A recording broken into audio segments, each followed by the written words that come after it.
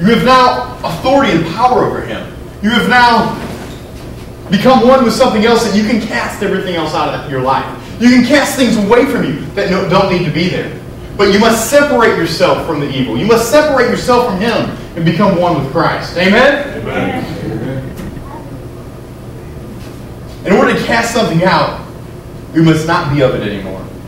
We must speak of faith, guys. We must believe we are created in his image.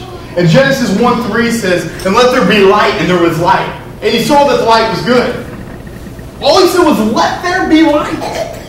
How great is that we are created in an image of somebody that can just say, "Let there be light." Boom, there's light. How quick was that? And he saw that the light was good. That we are able to think of something and speak it, and it come to pass. You know, a lot of this stuff I've been reading by Ulf Ekman, Faith That Overcomes the World. I started reading some of the stuff he had, and I was like, wow, this is great. I'm like, I've got to preach on this. I have to speak on this. Just some of the stuff that he says in there, just if you guys ever want a book to read that, Faith That Overcomes the World by Ulf Ekman. It just blows your mind about the things that we have the power to do. About just having faith, how you can overcome the world. I said, if he says it, it comes to pass, but it's by his power that it comes to pass. We can't say something of our own, but by his power, everything can come to pass. We must draw, in order to get this power though, guys, we've got to draw close to him. We have to spend that time in his word. We have to pray. We have to get closer to him in order to receive that power. The closer you are to something, the stronger it is.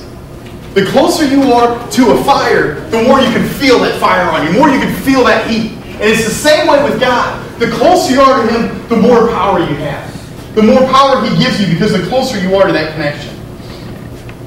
Isaiah 55:11 says, whatever comes from his mouth returns not void. Whatever comes from his mouth returns not void.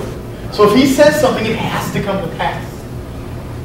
And this should be some great faith builders for you guys, that whatever you say should not return from your mouth void. Should come back positive. Should come back the way you've said it to come back. Like I said, you can't just... You have to be in the will of God. And being in the will of God, you know what's right for your life. You know what you need in your life. You know what you need to ask for. And that's where it's at. It's not just being an ordinary person to say, oh, I want this, I want that, I want this, I want that. It's being in the will of God and being able to ask for the things that you need. Ask for the things that you know play a huge role in your life. Guys, once you've learned to use what God has given you, he can begin to use you. He's given you certain things. Once you learn to use that, how much more powerful can you be for him to use you? And he goes, wow, he knows. He knows what's going on here. He knows what that plan is. Now I can start using him for something greater. Now I can start using him for something. He's not going to say, oh, I'm going to have this person go and